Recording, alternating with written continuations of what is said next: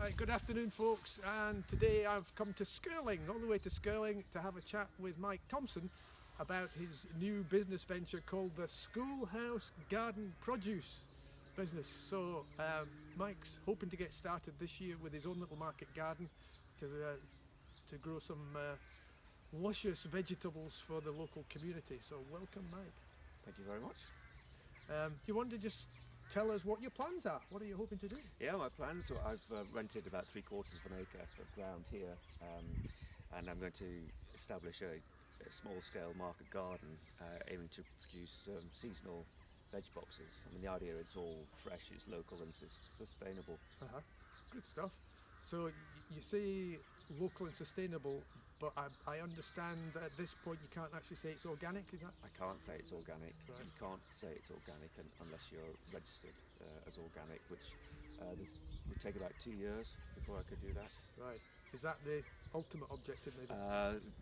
So I'll see how this goes. I mean, if sustainable is good enough for the market, then I'd probably leave it at that. Right. But I will be using organic principles. And essentially chemical-free. Chemical-free, absolutely. Which I think is the main thing people are looking for, isn't it? Yeah. And I believe that you're hoping to adopt the no-dig system?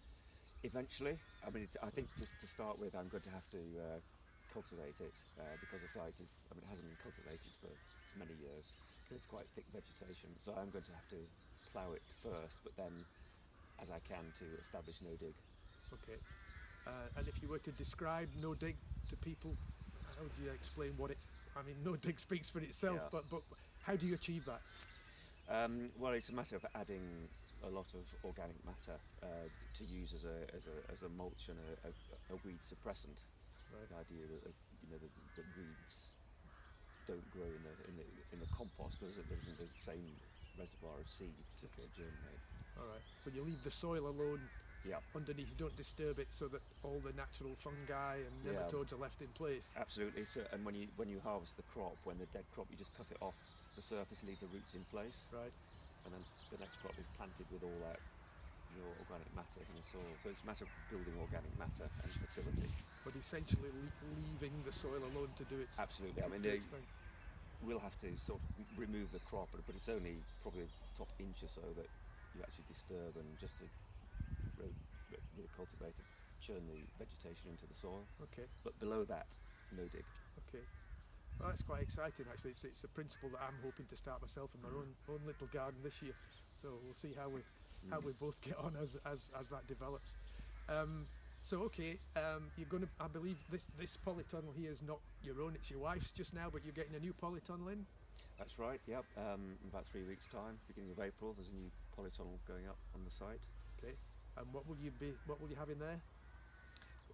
Well, it will start off as salad crops, but I'll be planting tomatoes and cucumbers. Okay.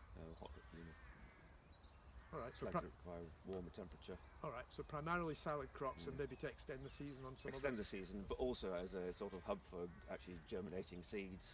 Of course. To plant out in the plot. Yeah. So you're going to have a full range of veg grown outside.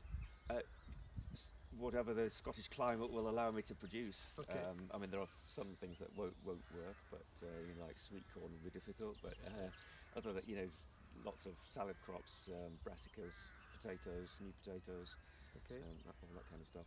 So you'll be offering them to the community. How are you actually going to sell them? Are you going to do the veg box scheme, or are people going to have to come out here to buy them, or are you going to deliver them? How's it going to work? The aim is to produce veg boxes to be delivered locally, Skirling, Biggar, Broughton. Okay. And do you see it being like a fixed price for a box, and it will vary each week, or are you going to try and price each box individually? No, there'll be a set price per box, and it'll be for vegetables up to that value. Right. It will change. There'll be a variety. Okay. So you're looking for people to be a regular customer and to agree to pay you. I think my customer is hopefully someone who wants the sustainable vegetables and is quite happy to take what's in season, what's available, rather than buying it in from a long distance. Okay. So you're like going to ask them to sign up for a what do we call it? Not a community support scheme. Is that the name? I can't remember what the name it is. But so that they've committed, if you like, for the season to. Yes, but if they go on holiday, they'll be able to stop their order for a week Right. or two. But yes, ideally someone who's got to sign up from May through to December. Okay, good stuff. So starting this year, if you fancy the idea of supporting Mike, how can they get hold of you? How can they contact you? Through Facebook and Instagram, Schoolhouse Garden Produce. Okay. Good direct messaging on that. Okay, well I'll put a link below this video so that you'll be able to get in touch with him. So if you fancy the idea of buying some locally produced, sustainable, chemical-free fruit and veg this year, get in touch with Mike. Thank you. No problem.